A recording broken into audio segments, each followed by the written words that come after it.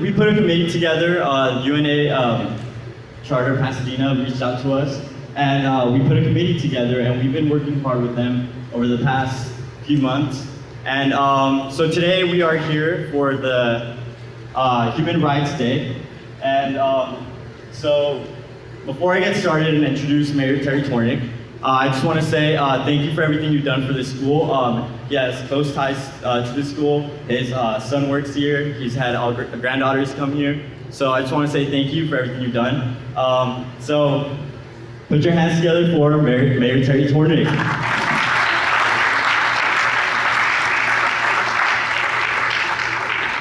So he blew my cover, right? The Tornick that people know in this place is Joshua Tornick, whose classroom is right over there. And we do have a close association with Marshall because of Joshua, and because, as was also indicated, we have two granddaughters that are Marshall graduates and one who is currently a student here. So we've been on campus before. But the event here today is a great one. This is this card, which are available in the back, in which the large one is blown up here. I have this on my desk at City Hall as a reminder, because we tend sometimes to get bogged down in the small things and controversial things and things that are temporarily all-consuming, you know, and distract us and think that that's the only thing we need to think about. And when that happens, which is almost every day, I take time, I really do, and I stare at these goals because they're so transcendent. And you'll be hearing all about the human rights issues today, and we have a great honoree. But from the point of view of a local official, somebody who works in local government, I think it's important sometimes for us to be able to step back and think about some of these more sort of transcendent goals and remind ourselves about what's really important. And I know the students here do. I mean, they have the luxury of being able to focus on some of these things. But where we are in the national debate these days moves us away from that sometimes. And so I'm really grateful to the United Nations Association for having this annual day to ask us as a community to step back a little bit and remind ourselves about what's really important in terms of human issues around the world. And our honoree today, Matt Nadar, is a guy who's been doing that for a long time, a personal friend who is well known to everybody, every school in the PUSD, I think. And so you'll hear about him a little bit later. But thank you to everyone associated. Thank you to Marshall for hosting us here today, and to the ASB folks, and to all of you for what you're doing. But most of all, thank you to the United Nations Association for continuing to carry the torch and remind us about what's important. Thank you very much.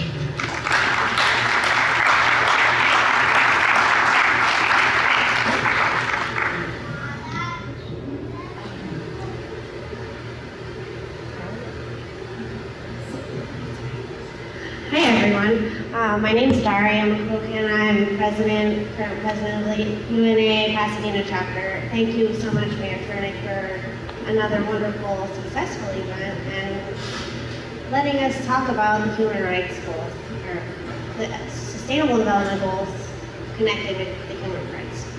I'm here to forward this to Judith. She's going to come up and talk about these things. Judith was a past president, and she's the current secretary of the National Council for United Nations Association. And she's just an amazing person who has so much wealth. So let's give a nice hand for Judith Harris.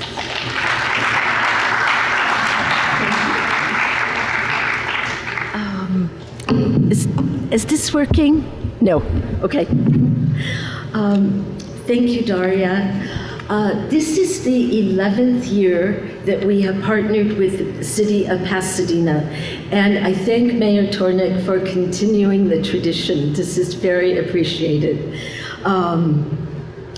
This year we are celebrating the 70th anniversary of the Universal Declaration of Human Rights. And there are people all over the world celebrating today and in the next few days. December 10th is the official day, but there are celebrations that have already started and will continue afterwards. This document was created shortly after the creation of the United Nations and finalized on December 10th, 1948, with Eleanor Roosevelt largely responsible for this achievement as chair of the committee which drafted it. And in those days, for a woman to be in that kind of position was very rare. And it took a lot for her to get there. When the UN was founded, of course, it was addressing needs of countries. And it was felt very strongly that not only countries, but individual people must be a part of the United Nations in order to protect all people everywhere equally. The document has been translated into over 500 languages. And it contains 30 articles, and the first says that all people are created equal. That's very, very important. This is the first document of this kind, of this depth and breadth in human history. And to me, that the United Nations even formed, it had many predecessors that were not successful or not sustainable, and that it's still here, it's not perfect, it's made up of people. So it will never be perfect, because there is, in that realm, there is no such thing. But with all of its challenges, it is still going strong. This document, most people, unfortunately, are not even aware that it exists. I talk to students at colleges in the area, and most of them have never heard of it. I wasn't aware of it until I became involved with UNA, but it protects every single one of us in this room. It affects and protects every living person on the planet. It doesn't matter where you are or who you are, it covers you. So take a look, there's one on your seat and there's more at the back if you'd like more copies. And something that is said in UNA is that we must use our rights to stand up for the rights of others. And this document is an ideal to be worked toward. A lot of people complain about the UN and documents like this as being idealistic. Yes, yes, they are, and we all should be. And it takes time, but it's definitely valuable, and it's an ideal that we should all work toward. And I think there's someone who most of us in the room know, Mr. Nat Nadar, who has devoted his life to achieving this ideal.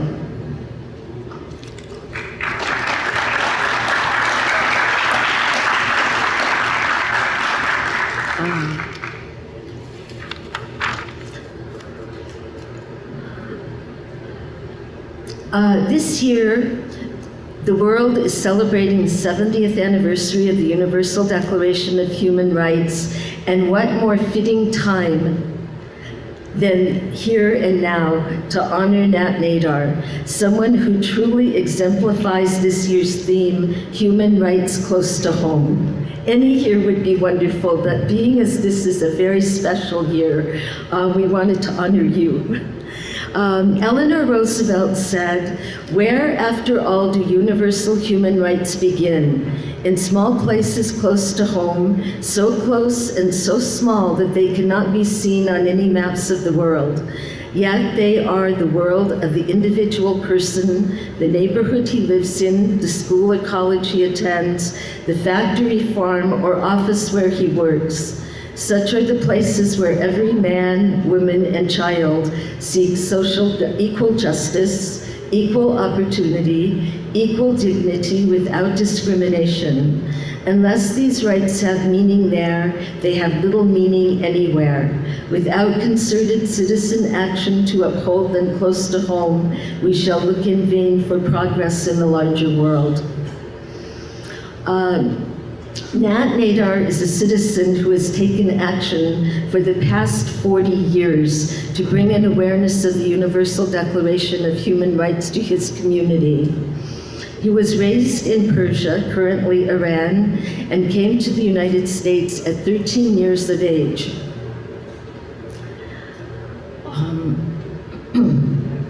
And from that time on, I will quote his words, he has continuously promoted strong, healthy human relations among all people to overcome prejudice, discrimination, racism, and violence. He has chaired and served on the Pasadena Human Relations Commission for many, many years. He developed the Pasadena Unified School District Outreach Program over 20 years ago to teach children that differences are to be celebrated and embraced. His dream is to have such a program in every school worldwide so children can learn at an early age about human rights and mutual respect. I have no doubt that he will make that happen. He has done this so beautifully in Pasadena as children see him in the community many years later after hearing him at their school and share with him the difference and impact he's made on the way they view themselves and the world. I have heard him speak to students at this school and was inspired along with the students. So he's being honored. So I've seen his positive impact in action and the respect and love that the students give him. He is being honored at this time for his lifelong dedication to living and sharing the highest ideals of the United Nations Universal Declaration of Human Rights and for representing the best of humanity. He truly makes a difference and is a guiding light and role model for all of us. And at this time, I think we should give him the awards and then have him speak. Is that okay? Okay.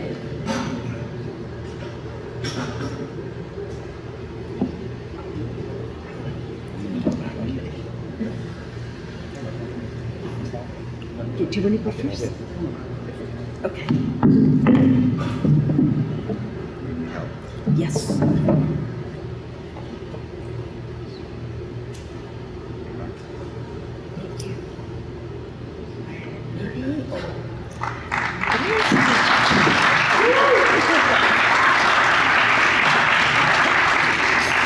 I'll read what this says. United Nations Association of the United States of America, Pasadena Chapter, is proud to honor Nat Nadar for upholding and teaching the values of the Universal Declaration of Human Rights in the local community, December 8, 2018.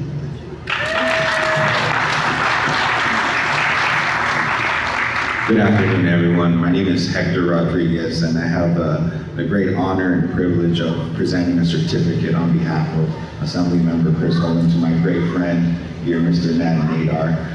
Nat, I've had the pleasure of witnessing his work in the community and the impact he makes on lives throughout our city and throughout our world. And he's been a great, great friend to me and a dear mentor, and I love him very much. We're very lucky to have such a beacon of hope, peace, love, and life here in our community. So I want to congratulate him and thank him for all his work, my dear friend.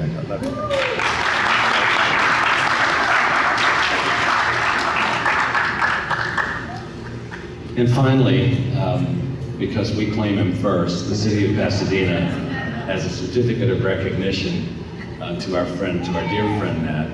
Nat, anybody that has been invited by Nat to come with him, I can remember the first time, shortly after I got elected, he said, yeah, I'd like you to come with me to come speak at, I can't remember where it was. I can't remember if it was at Muir or another institution. And I said, sure. Oh, it was Blair, sorry. It was at Blair. And so I showed up. I thought I was going to be speaking, to a class. And all of a sudden, we're in the gym, and it's an all-school assembly. Right? And I said, Matt, let me give you a clue. But he really, Nat is a person who's young at heart.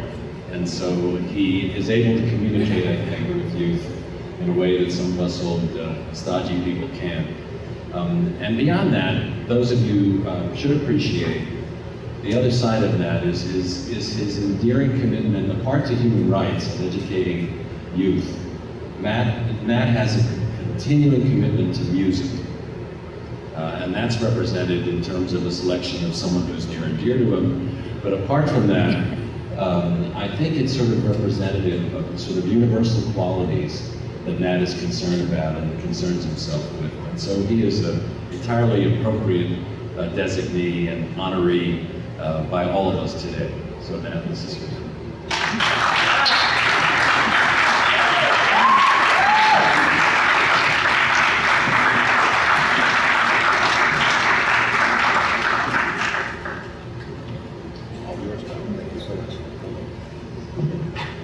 See that?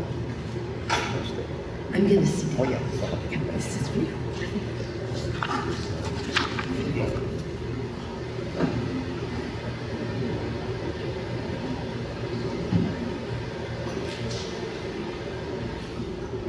Thank you, Edith, Mayor, ladies and gentlemen. I'm truly honored, and especially it means a lot to me to be at my favorite school, Marshall. And I mean that sincerely.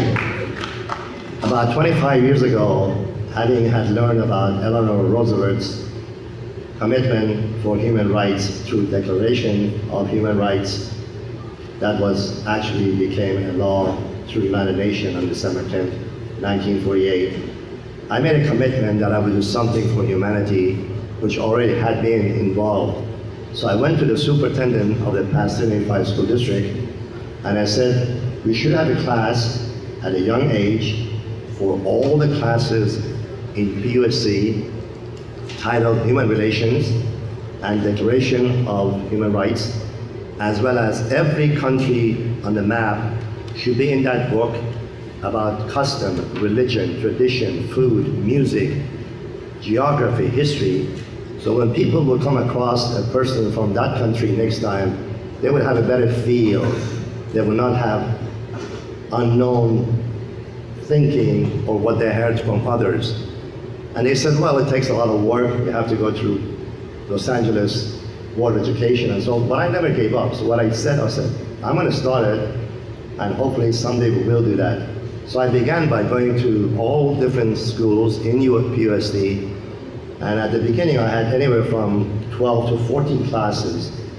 Once a month, 1 hour, that class became my class year-round. And I began truly to teach, at that time, the Declaration of Human Rights and so many other things regarding how to overcome hate, bullying, prejudice, discrimination, violence, anti-hate, racism, how to become a bona fide citizen, how to love yourself, love your family, love your community, about the world, about voting, about the government, about everything under the sun that really helped the young person to feel good about themselves. And it worked, it really worked, because I have brought with me just some letters, not to really get accolade for myself, I don't need that, but something for you to understand that you are right here, you are the future. You are the difference that you're going to be making in the world with God's blessings for your own children, grandchildren, great-grandchildren, and so forth. If every school throughout the world would have that class at a young age, just imagine growing up together, planting seeds, and you'll be amazed that it will work. It will work. You can spend all the money in the world through governments trying to talk about, let's bring peace, let's send armament to this government, let's acknowledge that government. It is not going to work. The only way it's going to work through all of you. And I'm so proud of you because 18 years of those 21 years, I have been coming to Marshall, and particularly one class, and that's Ms. Narvaez's class that I've been going to. And Angelina right there, she was one of my former students. I saw her at a laundromat a couple of nights ago. She came up to me and said, I know you. And I said, I know you. And then here we are. So let me just read. I have maybe about 10 boxes but I'm just going to read about a couple of them real fast so you can see the effect not only I, but every one of us can have on the youth. It says, "Dear Mr. Nadar, I attended the Los Angeles Hopi seminar and had the pleasure of listening to you speak. I've heard what you said 1,000 times before, but the way you cared and talked about it, your message and joy and the truth that illuminated from it really touched my heart. I want to thank you for driving all the way from Pasadena to come here and share your wisdom. I love how you made everything a bit more fun by incorporating music and dance. I hope you will continue to speak to various people because I believe that what you say is important and makes a difference. I know you have made me a huge impact on my life, so thank you." And this is from another young person, says, "Dear Mr. Nadar, your speech last night had the biggest impact on me out of the whole jam-packed weekend. And for that, thank you. Your funny, lively personality illuminated the room and captured my attention from the beginning. I love the dancing, and your approach to life is truly inspiring. The one thing that set you apart from all other speakers was that you touched upon the subject of women and teenage girls. As a 16-year-old girl, I feel like there is so much pressure to be pretty and have a boyfriend, but you taught me to forget that and be an individual. I will never forget your words, which lit up an area inside of me that I didn't know even existed. I'm walking away from all this realizing I'm good enough and I can succeed as a woman, and I owe it all to you. I believe I can change the world while still being myself and letting inner beauty shine. I hope that this is not the last time I talk to you, because I don't know anyone with more profound and loving outlook on life than you. It is inevitable for your outlook to rub off, and I know you rubbed off on all the Hopi heart leaders here. In the future, I hope to have another encounter with you and share with you how I have changed the world, because now I know I can change the world, and I appreciate you coming out. I can say go on and go on, truly, but the point I'm trying to make to you is young people know the person who's trying to be their mentor. They look at your eyes and they feel, is he or she is honest, caring, love us? Yes, then they listen. And I've touched maybe more than 14,000 students these past 21 years. So my message before I conclude would be to all young people here, please, with God's blessings, stay alive, healthy, physically, mentally be fit, but make a commitment to yourself that you owe it to humanity, because people before you have done much for you to be here, so you owe it to yourself first, then to the society and the world to make it a better place, and it can be done. I can promise you it can be done. But it's not just one day, 1 week, 1 year, it's every day of your life. Just making someone that you see for the first time, who is weary, give them a smile. That is like sunshine. Lift them up. People that are homeless, give them food, shelter if you can. Don't make judgment on them by saying that they are drunk, they are crazy and so forth. Don't say that. Just do what you can to make this world a better place for all of us. Again, I'm truly honored to receive this honor from my dear friend, one of the best mayors, Mayor Tornik, my dear friend and my brother, Hector, and of course, my dear lady friend, Edith, who I've had collaborated in the past before, and she does such a wonderful job. It's unbelievable. So thank you so much. God bless all of you.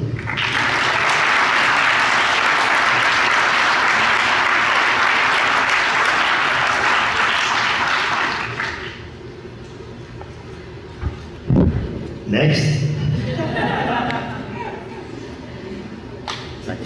Another round of applause for Matt Nato.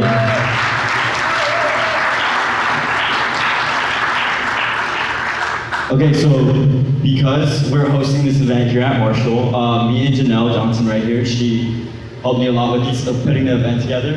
We decided to ask our students and staff in regards of the 17 global goals. So we prepared a video for you guys today, and we're gonna share the responses with you guys.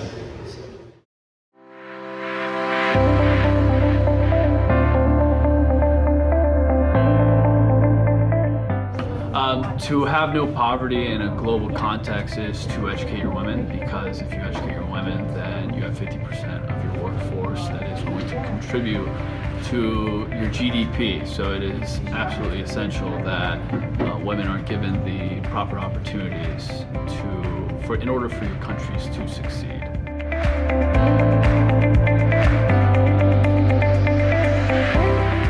Gender equality means that men and women are treated equally. I think the best way to combat gender inequality is to stop assuming things about others based on their gender.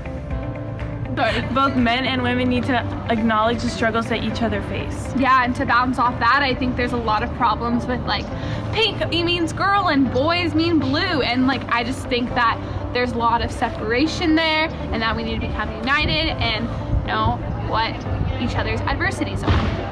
To me, gender equality means equal rights and opportunities for both men and women, especially in the workforce, for women getting equal pay, and the elimination of toxic masculinity. More government funding for food and homeless shelters. We can aid with world hunger by implementing more programs into our community. I feel that no person should ever go hungry.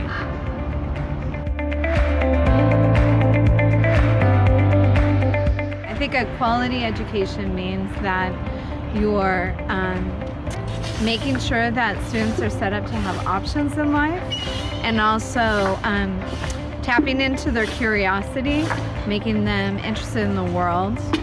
So the setup, it has to have people who care about the future of the students and who make connections with the students. Okay, so next we have Melissa Elias. She is an actress, and she is here to talk about or introduce. Okay, great. It's me. I am an actress. So they filmed a movie in our house this summer, and it was one of the biggest movies of the year. I live with Rhonda Stone, who works with Mayor Tornick. And in that, there was a lot of super famous people in our house, and like award winners and Emmy winners and all these people that were just really good at their jobs. They were also very kind people. But I came home one day, because I was a site rep, and in my kitchen was Mark Rojas. I hope that's how you say his name. And he was wearing a fugly hat. And he was the most impressive, kind, unbelievably smart and loving individual to come through that house all summer. He was only there for 2 days, but then I started stalking him on social media, and then we became friends. So we're now friends in real life. And I can't tell you what fugly stands for because I'm not allowed to swear.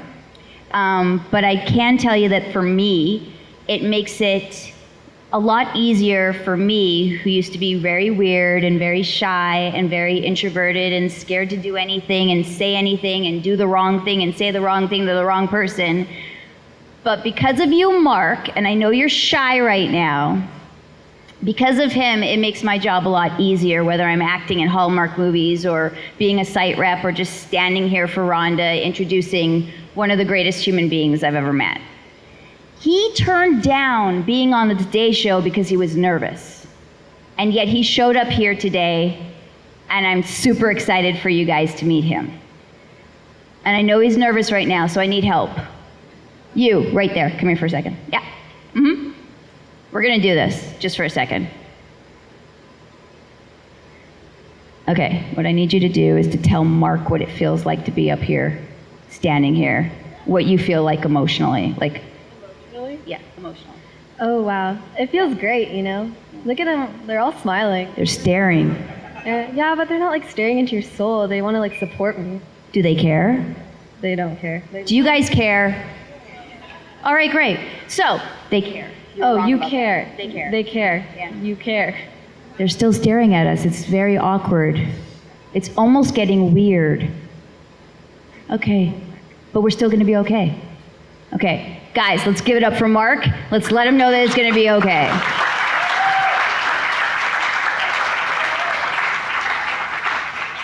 By the way, he's also an advocate. He's a massive guitar engineer. He's taking over the world, and he makes the coolest clothes that have the best message ever.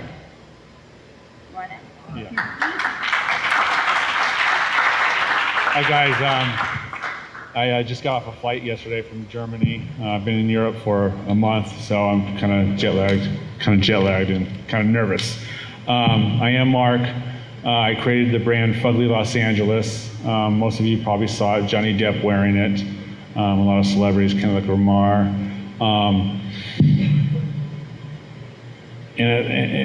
I'm from Monrovia, California, so I'm a local person, went to high school, so I'm getting a little nervous.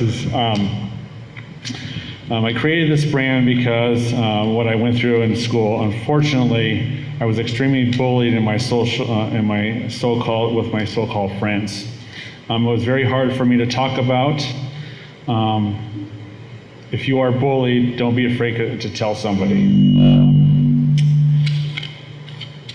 If you've ever been bullied, I'm here today to let you know that you're not alone. I wanted people to wear my Fugly brand like a suit of armor, and know that you are part of a brand movement. Okay, I try not to read this. So here's what I'm trying to say is, if you guys are bullied, anybody's bullied, tell somebody. Don't hide it. I've had some terrible things happen to me as a kid. If you want to read more about it, you can go to dailymail.com and just type in my name.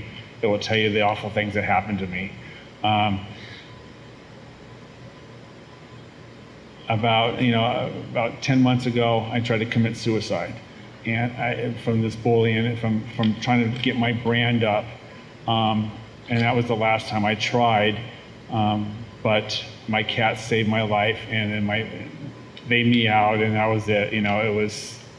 I shut the door, and they meowed and saved me. So I decided to work harder on the Fugly thing to let people know that it's not. Sorry, I'm having a hard time starting to get a little emotional here.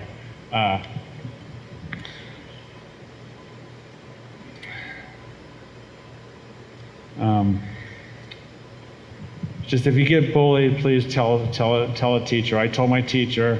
My mom pulled me out of school, and to this day I have to deal with that kid on my Facebook still saying that, I'll give you a story. I was 7 years old. It was in Monrovia. We were playing on the monkey bars, playing, in the sand and all that stuff. So I was thirsty, and I was standing in line for the drinking fountain, and he said, wait in line. So I waited in line. I got to the drinking fountain, and the kid asked if I wanted a drink of water. And I said, yeah, because I'm thirsty, playing hard, playing fun. He said, okay, he had a cup, close your eyes, and I'll pour water in your mouth. Well, no, I'd be thinking he's my friend. I closed my eyes, and he spit in my mouth.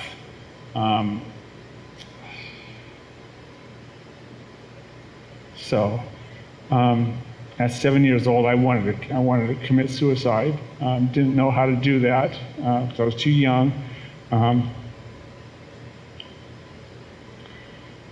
Anyway, I ran and told my teachers. They pulled me out of school and all that stuff. I told my parents, and everybody, backed me up. But I still had a problem all these years because it still affects me to this day. I'm very successful. I tour around the world with huge musicians. I got a great brand, but yet I still feel depressed because of that whole situation of being bullied when I was a kid. But if somebody ever does that, just tell somebody. Tell your mom, or grab your cat, kiss your animal, go home and know that, that cat loves you, that dog loves you, your parents love you, and maybe that kid that is bullying you has problems of his own, is getting bullied by their parents or whatever, and so so the father and the mother have to know, you know, I don't know, I'm sorry, I'm just nervous, is a little jet lagged, but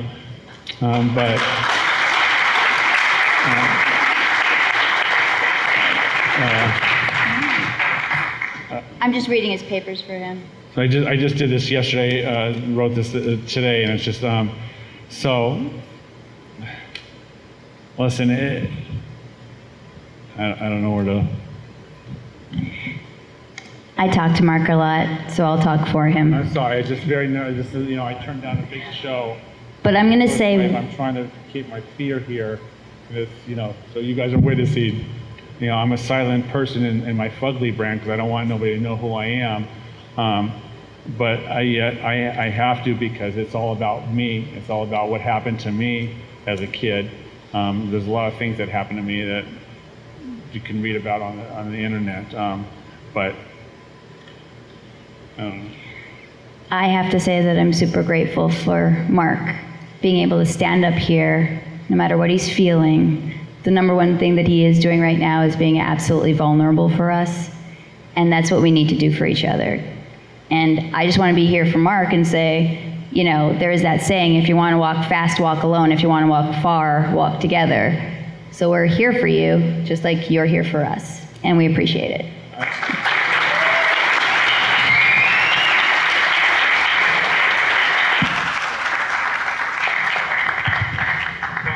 Thank you for listening to me. It's just cracking, but I am a real person, and just like you, you know, I'm 50 years old. I was 15, I was 14, and I made it through. I'm a survivor, and you know, so just no matter who it is, tell somebody. If somebody is bullying you, tell somebody. And if you want, you know, follow me on Instagram, Fugly Los Angeles, and see my travels and what I want to do and help people. And I brought some things. We brought some stuff. Where's the stuff? So if anybody wants anything, let me know. All right. Thank you. Thank you.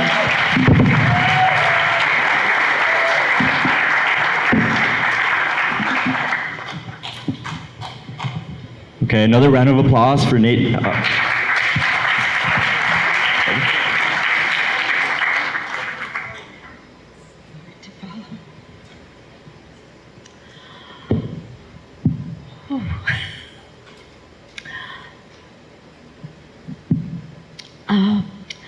Mark, I'm not going to look at you because I don't want to embarrass you and make you more uncomfortable, but I'm speaking on behalf of everybody in this room.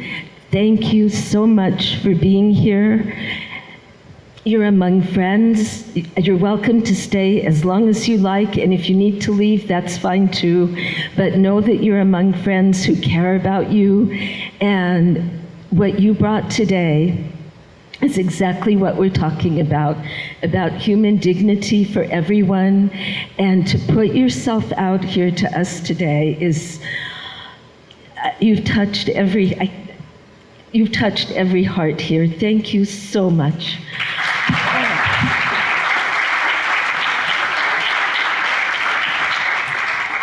It's usually not hard for me to talk, it's hard for me to stop. But I have to catch my breath for a minute. That was so powerful and so touching. Thank you from us, from our hearts to yours. There's another document that is also very important. We're talking about human rights and the Universal Declaration, and there's sort of a companion document, which is the Sustainable Development Goals. And there's a poster here, and there are cards at the back table, so each of you can take one home. In the year 2015, to me, a miracle occurred. All 193 member countries of the United Nations agreed to these goals. To me, that they could agree, the whole world could agree on anything is a miracle. And this was a big one. They are built on the previous goals, which were in effect from 2000 to 2015. And the United Nations, what they were saying in adopting these goals is that we will think globally and act locally. And that's what we do here in Pasadena. And this set of goals are unique. The first 8 were wonderful and they were a starting point, but they were directed at the poorest countries. These goals are very unique. You see the first word is sustainable. The whole point is for all of these to be sustainable, not just to be achieved, but to continue. And these were voted on, the first set of goals were developed by the highest level people at the UN, experts and really the smartest people in the world. And that was wonderful. But they decided this time that everyone who would be impacted by the results of the progress of these goals should have a say. And they wanted to know it was, rather than top down, it was bottom up. And in Southern California, our chapters, the 10 chapters in Southern California, were asked by the United Nations to hold 2 consultations in consecutive years where we actually discussed the goals before they were chosen, and our reports were sent to the UN along with other people's from the US. And these goals, it was so important that they have universal input. They were voted on by 7 million people, 1 in every 1,000 people on the planet. And I think it's amazing that people went to remote villages where people had no paper or pencil to do it. They went to homeless shelters, and students here in Pasadena, at Pasadena City College, 4 different classes voted on those goals. And I guest lectured at a bioethics class, and they got to vote. And they were pretty surprised when I told them that their vote was going to the UN. And another thing that's different about these goals is they are addressing every country, all 193, not just the poorest countries, all countries. And the work is to be done while the UN is still going to be helping the poorer countries and ones who need help the most. Each country is doing what is most important and needed in their own environment. So it's not a one-size-fits-all. There's a lot of data collection and a lot of analysis that goes with everything that is done at the UN. If you're interested in any topic, you can read tomes about it in depth. And all countries are involved equally. The smallest island country is equally involved as the United States. And there are 17 of them. The prior goals were 8. And a lot of people in UNA were saying, 17, oh my gosh, how can we memorize 17 goals? And my attitude was, only 17 to sum up the world's needs in 17 bullet points? I think that's phenomenal.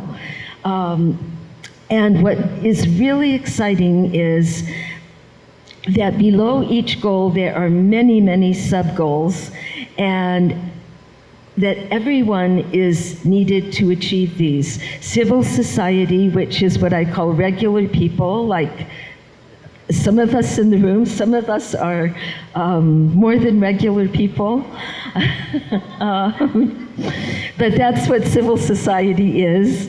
Educators, scientists, business, governments, these goals require everyone's cooperation. Every single person at no matter what your social status is or what your business is, who you are, you're needed. And it's going to take everybody to achieve these. Of the 17, climate change was considered so critical that there was the Paris Climate Agreement, and unfortunately, there are 192 countries who have remained in the agreement. Unfortunately, the United States has pulled out, but that's not going to stop us from doing what we do. It doesn't matter. It doesn't matter. Our local communities can do what we need to, and we can in our own lives. And these goals and the Universal Declaration of Human Rights are interdependent. You can't have human rights without peace, without dignity, without equality, and the same with these.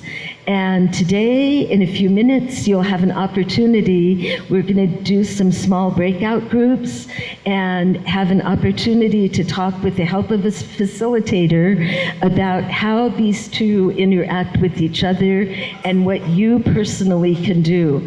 And we're hoping that everyone will make a personal commitment today to do something. And you don't have to go be an ambassador at the UN or speak to 3,000 people or 20 people. You can do it in your own home.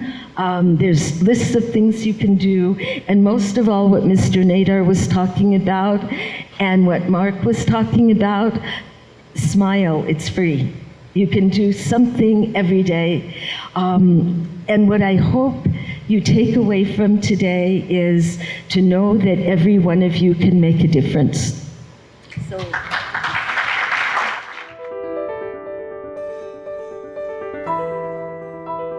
70 years ago, upon the ashes of countries devastated by war, the Holocaust, and economic depression, world leaders devised a plan.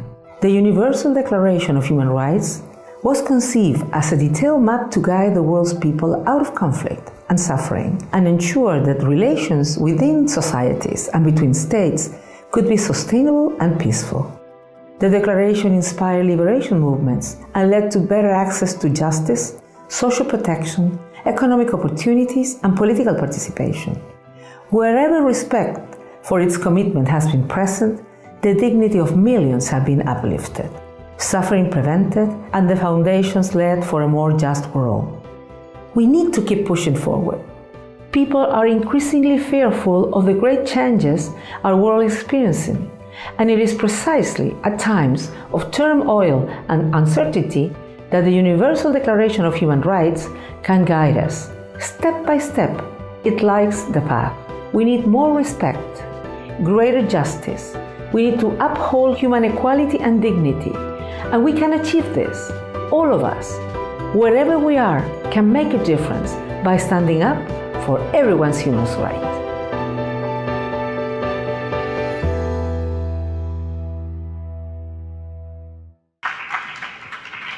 Mark, you aren't the only person in the room who was nervous today. I forgot to announce the person you just heard from is Michelle Bachelet, who is the UN High Commissioner for Human Rights. So that's who you heard. And now I think it's time, Denise.